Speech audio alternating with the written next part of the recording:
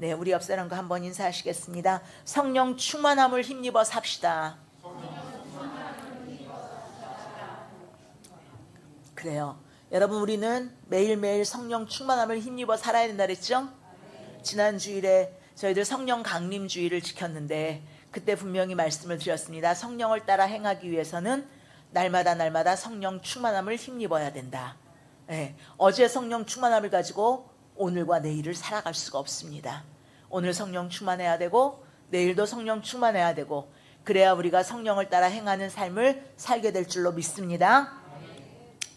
자, 그래서 여러분들 지난주에 성령 강림주의를 지나면서 또 아마 지난주 한 주간 동안 여러분들 그 교회 단톡방에 올라가는 말씀 묵상에 구역 단톡방 말고요, 거기에 성령에 대한 말씀들을 제가 계속 보냈는데 성령에 대한 말씀들을 보셨죠?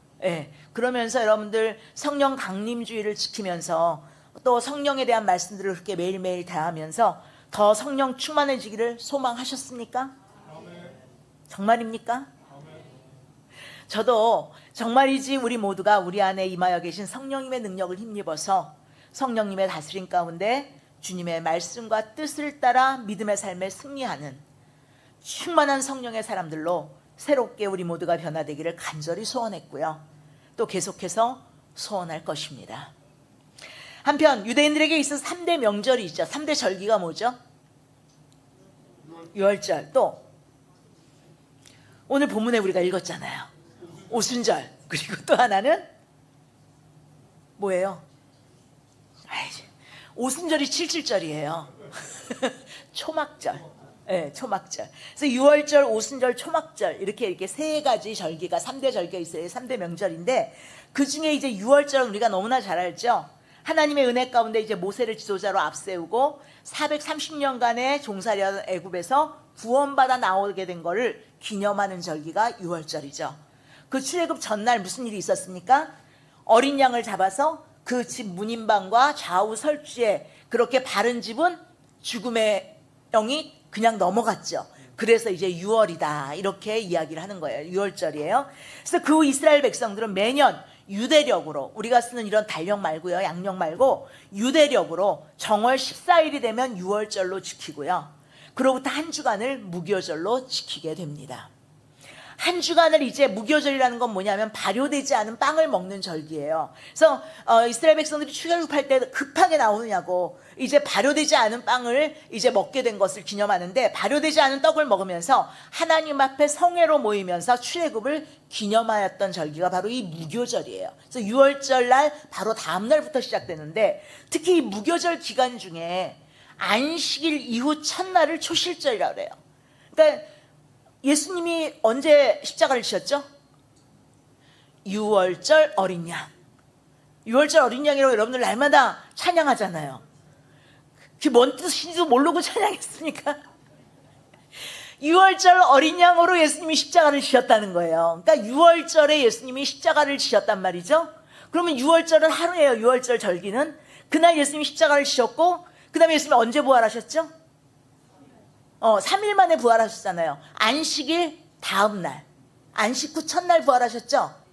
그러니까 예수님이 우리가 흔히 금요일에, 요즘 말로 하면 금요일에 십자가를 지시고, 그래서 성금요일을 지키고, 이제 토요일을 지나서 주일, 그러니까 원래 토요일이 안식일이라 그러잖아요, 유대인들은. 그러니까 안식 후 첫날, 그래서 우리는 주일을 지금 주일로 지키는 거예요. 근데 어쨌든 안식일 이후 첫날을 뭐라고 그러냐면 초실절이라고 그러는 거예요. 초실절 들어보셨죠? 예. 그러니까 무교절 기간 중에 안식일 이후 첫날을 초실절이라고 얘기를 해요. 그래서 추수한 곡식의 첫 이삭 한 단을 제사장한테 드려서 요제로 하나님께 드리고 수양을 번제로 드리고 소제와 전제를 드렸던 날이 바로 이 초실절이에요.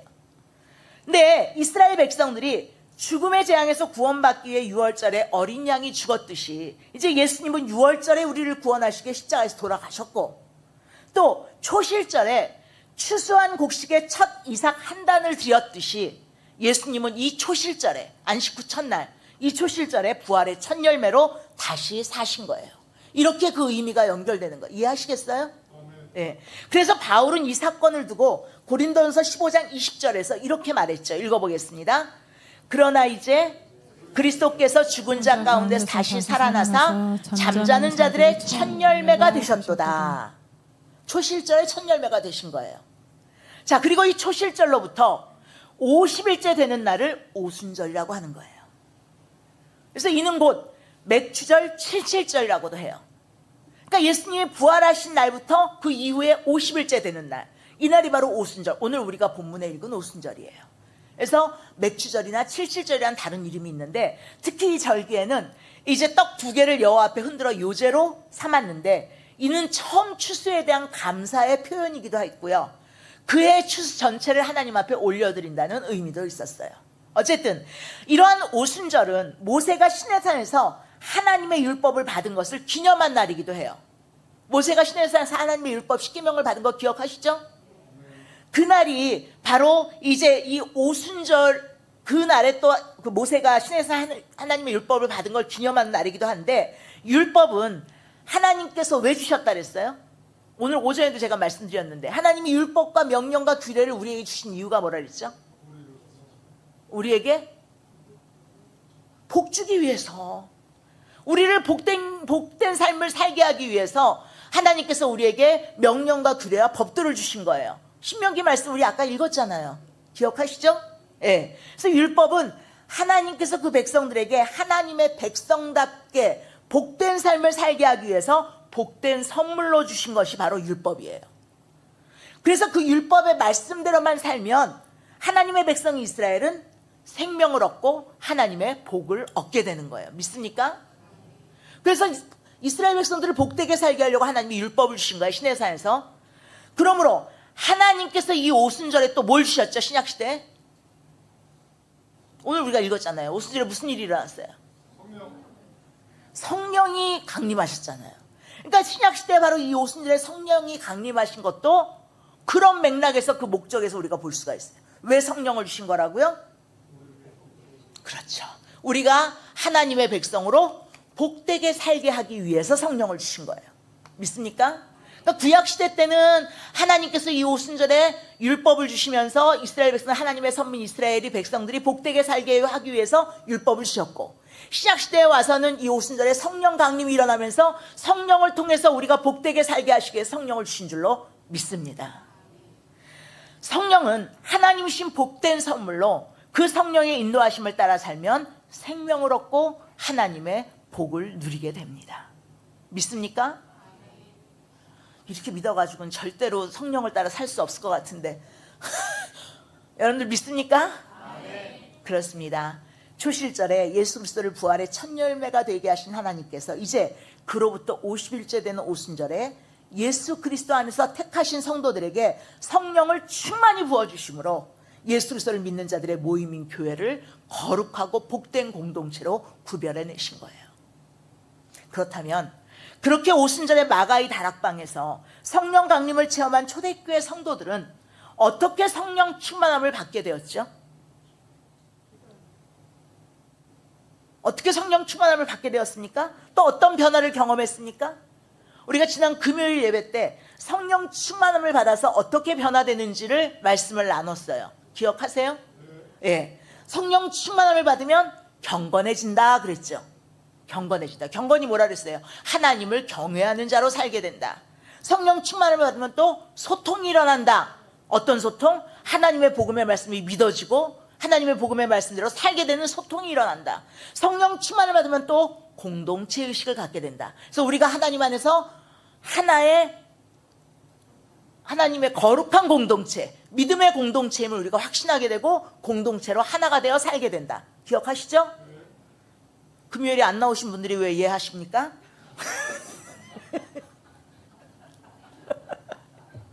농담이에요, 농담. 네. 아마 이 자리에 계신 분들뿐만 아니라 모든 믿는 성도들 가운데 그러한 성령 충만을 원하지 않는 분은 없을 거예요. 그죠? 그런데 성령 충만을 받으려는 이유는 다를 수가 있어요. 어떤 사람은 성령 충만을 받으려는 이유가 내 능력을 좀 과시하기 위해서, 내가 능력을 좀 쌓기 위해서, 내가 뭔가 좀 잘 나가기 위해서 내 뜻을 이루려는 것이 될 수도 있어요. 그런데 그런 목적으로 성령 충만을 구하면 안 됩니다. 믿음이 더욱 견고해지기 위해서, 말씀을 더 잘 깨닫고 순종하기 위해서, 기쁨으로 봉사하고 인내로 충성하기 위해서, 성령의 권능을 힘입어 더 주님이 기뻐하시는 합당한 삶을 살기 위해서 성령 충만하기를 사모하며 힘써야 될 줄로 믿습니다. 정말이지 더욱 생명력 넘치는 신앙생활 하고 싶으시죠? 많은 열매를 맺는 신앙생활 하고 싶으시죠? 능력이 있는 신앙생활 하고 싶으시죠? 그 능력은 다른 능력이 아니에요. 뭐 병 고치는 능력, 뭐 예언한 이런 능력이 아니고 여러분들이 믿음으로 살아내는 능력이에요. 죄를 이기고 어둠을 이기고 믿음으로 살아내는 능력. 이 능력이 있는 신앙생활, 다른 사람에게 본이 되는 신앙생활을 하길 원하시죠? 그럼 성령 충만을 받는 것이 절대적으로 필요한 줄로 믿습니다. 그래서 예수님께서도 부활하신 후에 제자들에게 나타나셔서 당부하신 거예요. 예루살렘을 떠나지 말고 내게 들은 바 아버지께서 약속하신 성령을 기다려라.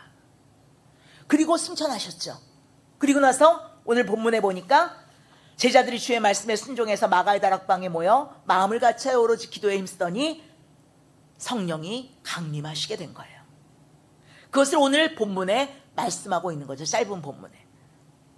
그리고 그 후에 이 세상의 복음 전파가 활발히 일어나게 된 게 이제 사도행전 역사에 그 뒤에 계속해서 나오게 되고요. 그리고 교회가 확장하고 부흥하게 된 겁니다. 그런데 오늘 본문에 나타나고 있는 오순절 성령 강림의 현장에서 우리는 성령 충만함을 힘는 데 필요한 몇 가지 일을 새삼 발견하게 돼요. 우리가 성령 충만함을 받기 위해서 어떻게 해야 되는지 오늘 짧은 본문 안에 나타나고 있단 말이에요. 자, 첫째로 모임이 있었다는 사실을 잊지 마십시오. 예수님은 요한복음 14장 26절에서 성령의 오심에 대해서 이렇게 약속하셨어요. 읽어보겠습니다. 보혜사 곧 아버지께서 내 이름으로 보내실 성령, 그가 너희에게 모든 것을 가르치고 내가 너희에게 말한 모든 것을 생각나게 하리라. 또 앞에서 말씀드렸듯이 예수님께서 승천하시면서도 사도들에게 또 분부해서 말씀하셨죠. 사도행전 1장 4절 5절이에요. 사도와 함께 모이사 그들에게 분부하여 이르시되 예루살렘을 떠나지 말고 내게서 들은 바 아버지께서 약속하신 것을 기다리라. 요한은 물로 세례를 베풀었으나 너희는 몇 날이 못되어 성령으로 세례를 받으리라 하셨느니라. 아멘. 그래서 가룟 유다가 빠진 예수님의 11 제자들과 평소에 예수님을 따르며 섬기던 여자들, 그리고 예수님의 육신의 가족들을 포함해서 약 120명 정도가 다락방에 모였어요. 그리고 더불어 마음을 같이하여 오로지 기도하기에 힘썼던 거예요. 자, 예수님이 부활하신 걸 본 사람들이 몇 명이라고 그럽니까? 500여 명이 넘는다고 그러죠. 그죠? 예수님, 부활하신 예수님 직접 목격한 사람이, 직접 만난 사람이 500여 명이 넘어요. 근데 여긴 몇 명이 모였어요? 120명이 모였어요. 그렇습니다. 예수님은 제자들에게 예루살렘을 떠나지 말고 기다렸다가 성령을 받으라고 명령하셨어요. 그래서 제자들 약 120명이, 500여 명 다가 아니라 120명이 다 같이 한 곳 마가의 다락방에 모였던 거예요. 그리고 오늘 본문은 바로 그때 그곳에 성령이 강하게 임하셨다고 증거합니다. 분명 대부분의 성령 충만한 역사는요, 사람들이 모인 곳에서 더 강하고 크게 임하게 되고 실제로 그래 왔습니다, 여러분. 그래서 성경은 히브리서 10장 25절에 뭐라 그러냐면 오직 권하여 모이기를 힘쓰라고 한 거예요. 그렇습니다. 믿음의 사람들이 모여서 뜨겁게 기도할 때 그곳에 성령이 충만하게 임하시는 줄로 믿으시길 바랍니다. 그래서 오늘날 더 안타깝게 그리워지는 건 예전에는요, 믿음의 사람들이 부흥회다, 요즘은 이제 교회마다 부흥회가 거의 다 사라졌어요. 수련회다, 우리 오전에 이제 여름 수련회 광고를 했는데 수련회도 많은 교회들이 못해요. 또 기도회다. 그래서 때마다 시마다 모여 함께 기도하기에 정말로 힘쓰고 애썼던 겁니다. 여러분들 젊은 시절에 여기 있는 권사님들 그랬어요, 안 그랬어요? 우리 김용희 집사님만 해도 어린 시절에 그런 거 분명히 보셨죠? 정말로 힘쓰고 했어요. 근데 그때가 그리워져요. 이제 그렇게 모여서 뜨겁게 기도하면 그런 기도 모임을 하나님이 기뻐하셨어요. 그래서 그 모임의 기도회가 절정에 달할 즈음이면 반드시 그곳에 성령 충만함이 임해서 모두가 은혜를 받고 성령 체험을 했던 거예요. 물론 그렇게 은혜 받고 성령 체험하고 또다시 각자의 일상으로 돌아가면 그 은혜가 식어지고 메마른 심령이 되기 일쑤지만 그러다가 또다시 모여 함께 기도하며 회복되곤 했던 거죠. 불도 여러분 땔감이 모여야 활활 잘 타오르지 않습니까? 성령 충만함의 역사도 그렇게 모여 기도할 때 더 강력하게 임하게 되는 줄로 믿으시길 바랍니다. 부흥사 무디가 이런 얘기 있잖아요. 여러분들 아마 들어보셨을 거예요. 많은 성도들이 모인 산상 집회를 많이 열었어요, 이 무디가. 근데 어느 날 한 신자가 묻는 거예요. 꼭 이렇게 모여서 예배 드려야 됩니까? 그냥 혼자서 집에서 간절히 예배 드려도 되지 않습니까? 그러자 무디가 활활 타오르던 장작더미에서 불타던 장작 하나를 꺼내서 던졌어요. 그러니까 그 장작불이 어떻게 됐을까요? 얼마 지나지 않아서 꺼져버렸어요. 그러자 무디가 말했죠. 혼자 있으면 이렇게 불이 꺼지게 됩니다. 한때 무교회주의가 극성을 부렸습니다. 소위 지성인이라고 하는 사람들이 이를 추종했죠. 일본의 지성인이고 기독교 사상가였던 우찌무라 간조, 그분의 개인의 신앙은 참 본받을 만한 면이 많은데 그분도 무교회주의를 주창했던 분이에요. 그래서 일본 교회들이 이 무교회주의의 영향을 많이 받았어요. 그래서 사실은 일본에 우리나라보다 먼저 복음이 들어갔어요. 여러분들 그게 무슨 영화더라? 침묵인가요? 권사님 맞죠? 거기 그 책도 읽어보시고 영화도 보시면 알아요. 정말 많은 사람들이 순교했습니다. 그런데 왜 일본 기독교가 우리나라 장교에 크게 부흥을 하지 못했냐? 여러분, 이 무교회주의가 영향을 미친 거예요. 우리 한국교회는 모여서 뜨겁게 기도하는 교회였습니다. 생각해 보십시오. 이전에 우리 한국교회가 얼마나 함께 모여 뜨겁게 기도했나요? 새벽마다 밤마다 산에서 광장에서 함께 모여 뜨겁게 기도했어요. 저도 청년 시절에 관악산 수시로 올라갔어요. 청년들이 올라가가지고 막 바위에서 나무 붙잡고 기도했어요. 요즘에 그런 걸 볼 수가 없어요. 그러니 그렇게 모여 뜨겁게 기도하니 누가 당할 수 있겠냐고요. 이 한국교회가 놀랍게 부흥했던 겁니다. 그러나 오늘날 우리 한국교회의 문제가 무엇입니까? 그렇게 모여서 기도하지 못하고 있다는 거예요. 오히려 모이기를 패하고 있다는 거예요. 지난주에 여기서 말씀을 전했던 우리 김판준 목사님 교회도 수요예배 금요예배가 없대요. 그냥 주일 예배만 드린대요. 그리고 휴일날은 또 새벽 예배도 없대요. 제가 그러지 말라고 그랬어요. 예배를 다시 회복하라 그랬어요. 한 사람이 와도, 사모님만 있어도. 예장통합이 코로나19 이후에 한국교회 변화를 추적조사해서 발표했는데요. 현장 예배가 회복되었음에도 불구하고 30%가 온라인 예배 고착화 현상을 보였어요. 지금도 코로나19 때 나오지 않았던 그 영상 예배를 드렸던 사람들의 30%가 온라인 예배를 지금도 계속 드리고 있다는 거예요. 성도 여러분, 분명한 사실은 모여서 기도하면 성령의 충만한 역사가 일어나게 된다는 사실입니다. 오늘 본문에서 약 120명의 성도들이 다락방에 모여 뜨겁게 기도를 했어요. 나머지 500여 명이 넘은 사람들이 부활하신 주님을 만났는데 그 사람들은 성령 충만함을 힘입었습니까? 아니에요. 120명 모여서 기도하던 자들에게 성령이 임했어요. 예수님은 승천하시고 이제 그들만 이 땅에 남았습니다. 현실은 막막하고 미래는 암담할 뿐이었어요. 이에 그들은 예수님의 분부를 따라 함께 모여 마음을 더불어 같이 해서 실로 뜨겁고 절박하게 오로지 기도하기에 힘썼던 거예요. 그러니까 그곳에 성령이 강력하게 임한 겁니다. 분명 오늘날도 성령의 충만한 역사는 뜨겁게 함께 모여 기도하는 곳에 나타나게 될 줄로 믿습니다. 두 번째로, 어떨 때 우리가 성령 충만함을 잊게 되냐면 비움이 있어야 된다는 거예요. 사도행전 1장 14절부터 15절에는 약 120명의 성도가 다락방에 모여서 더불어 마음을 같이하여 오로지 기도하기에 힘썼다고 말합니다. 그러면 그때 그들이 무슨 기도를 했을까요? 성령을 주시옵소서, 약속대로 성령을 주셔서 성령 충만하게 해주시옵소서, 이것만 계속 열흘 동안 외쳤을까요? 저는 무엇보다 먼저 회개 기도를 했을 거라고 생각해요. 예수님의 11 제자들만 보더라도 얼마나 회개했겠어요. 예수님이 십자가를 질 때 다 도망가 버리고 예수님을 배반하고 떠났었잖아요. 우리는 그렇게 연약한 자들이고 부족한 자들이고 예수님을 배반했던 자들입니다. 예수님 부활하신 이후에 그 죄책감과 그 마음이 얼마나 힘들었겠어요. 그들이 모여서 뭐 했겠냐고요? 회개기도 했을 거예요. 그렇습니다. 성령이 더욱 강력하게 임하시는 곳에는 항상 두 가지가 전제되는 것을 보게 됩니다. 하나는 앞에서 말씀드린 대로 사람들이 모인다는 거고요. 함께 모여 뜨겁게 기도하니까 성령이 충만한 역사가 임하게 된다는 것이고, 또 한 가지는 바로 회개의 역사가 있다는 거예요. 성령의 충만한 역사는 반드시 회개가 있는 곳에서 일어나게 됩니다. 1903년 8월 24일 원산교회에서 중국에서 선교하던 하이트 선교사가 한국에 온 것을 기념해서 기도회가 열렸는데요. 그 자리에서 하디 선교사가 갑자기 일어나더니 자신의 죄를 막 고백하기 시작했어요. 그러면서 하나님 앞에 막 회개 기도를 했어요. 뜨거운 성령의 역사가 나타났습니다.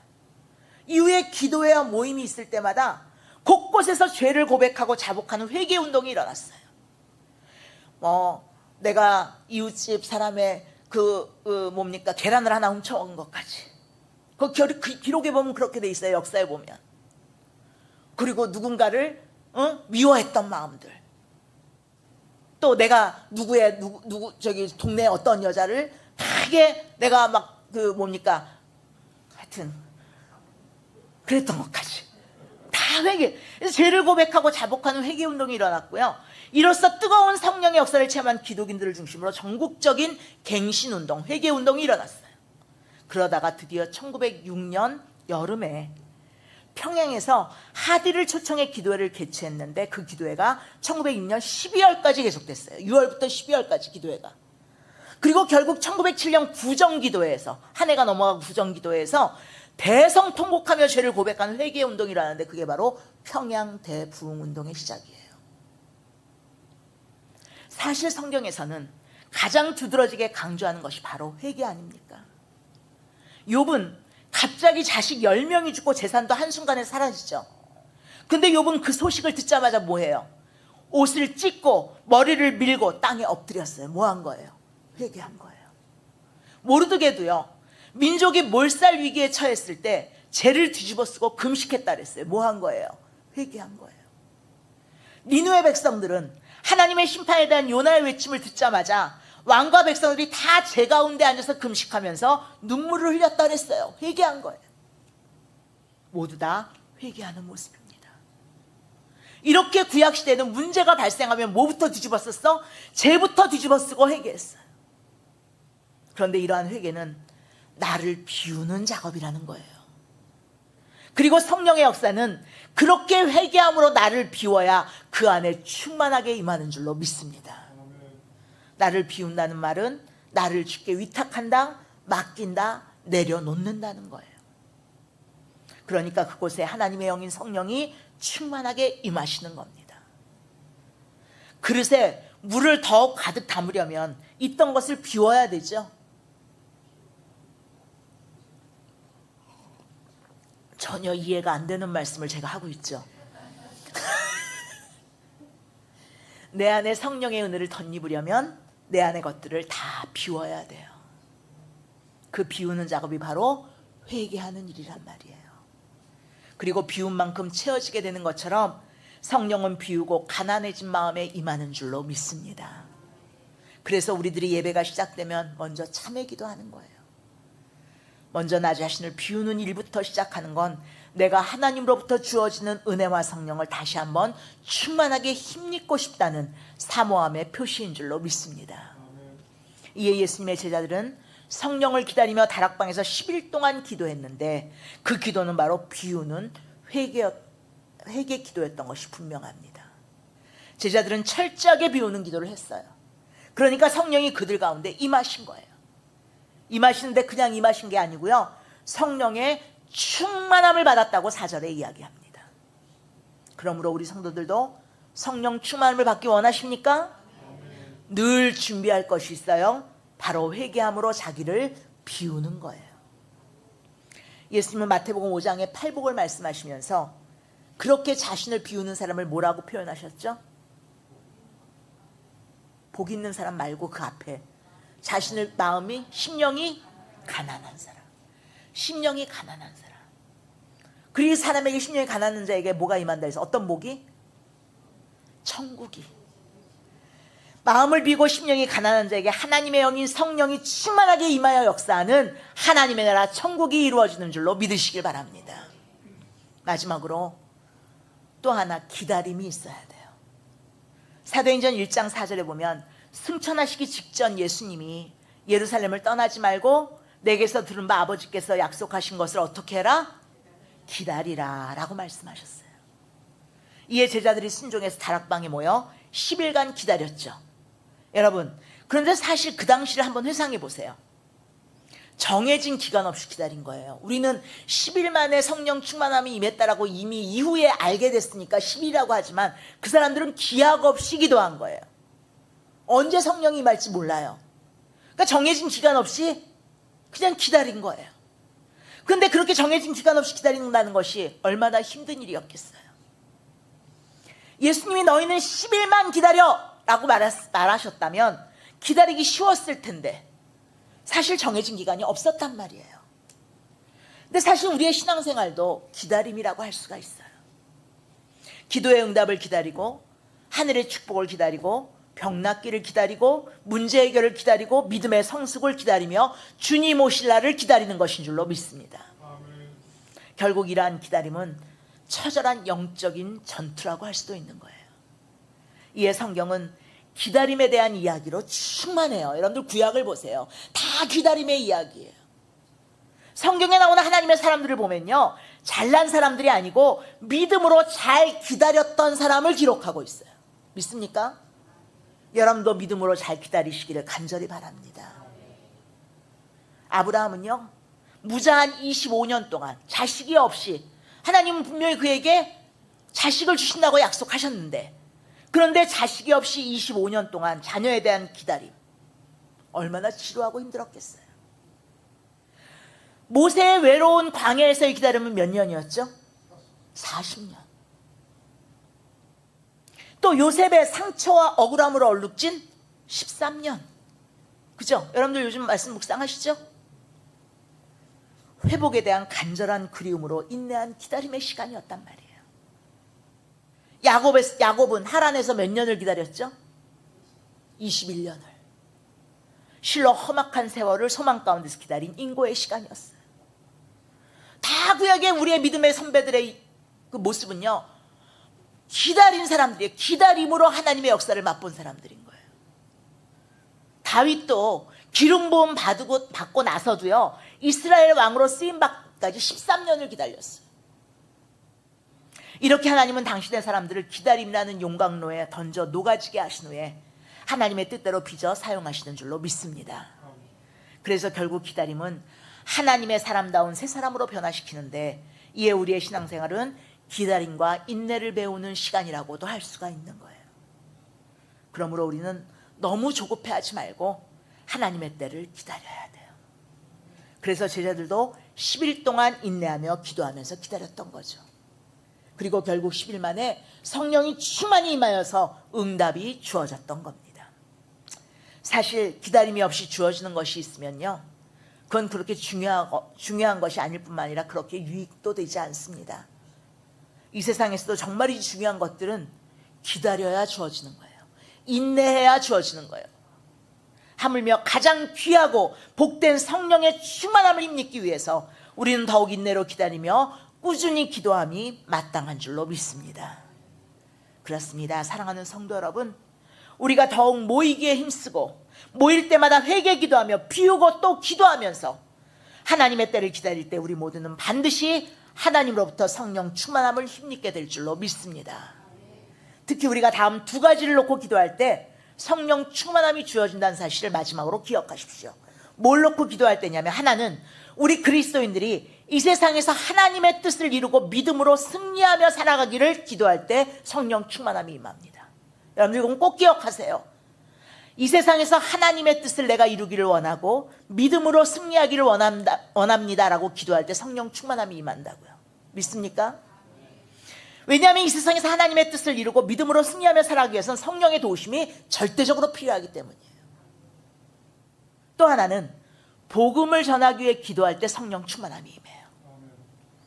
전도할 때 성령의 역사가 없으면 불가능하기 때문이에요. 그래서 우리가 단기 성교나 이런 데 가면 성령의 역사를 보게 되잖아요. 성령의 역사를 체험하게 되잖아요. 왜냐하면 그곳에는 성령의 역사가 있거든요. 여러분, 그래서 베드로가 전도할 때도 성령의 역사가 강하게 일어나서 그 무식했던 사람이 누구도 당하지 못하는 언변으로 설교해서 3,000명, 5,000명이 한꺼번에 돌아옵니다. 사도행전 8장에서 빌립은 성령의 인도하심을 받아 성경을 읽던 에디오피아 내시에게 가서 복음을 전했다 그랬어요.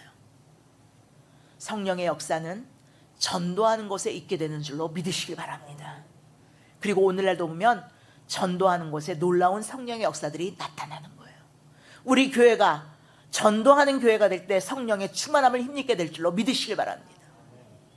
하나님이 우리에게 성령을 충만하게 주시는 이유는 우리로 하여금 세상에 살면서 하나님의 뜻을 이루고 믿음으로 승리하게 하기 위함이고, 또 우리로 하여금 복음을 증거해서 살리는 역사를 이루게 하시기 위함인 거예요. 자, 여러분들 분명히 기억하세요. 하나님이 우리에게 성령을 주시는 이유 두 가지. 뭐라고요? 네, 하나님의 뜻을 이루어서 믿음으로 승리하게 하시기 위해서. 또 하나는 복음을 전해서 살리는 역사를 이루기 위해서. 믿습니까? 그러므로 부디 우리 모두 성령 충만하며 성령 충만함을 위해서 기도하되 우리의 모임 안에서 더불어 마음을 같이하여 회개 기도에 힘쓰면서 기다리십시오. 그리고 하나님 주신 성령의 충만함을 힘입기를 간절히 바랍니다. 그래서 하나님 주시는 성령 충만함을 힘입어서 이 땅을 사는 동안 하나님의 뜻을 이루고 믿음으로 승리하고 복음을 증거함으로 살리는 역사를 이루어가는 우리 삼일교회 모든 성도님들 되시기를 예수님의 이름으로 간절히 축원합니다. 기도하시겠습니다.